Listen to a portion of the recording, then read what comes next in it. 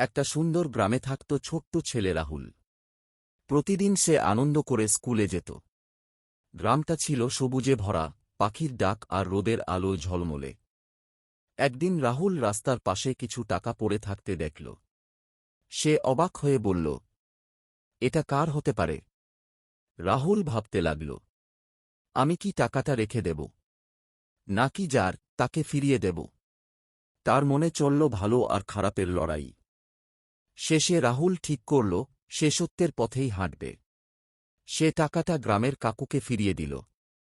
কাকু খুশিতে বললেন, বাবা, তুমি খুব ভালো ছেলে। সবাই রাহুলকে প্রশংসা করল। শিক্ষক বললেন, সত্য আর সততাই মানুষের আসল শক্তি। রাহুল বুঝল, সত্য বললে মন শান্ত থাকে।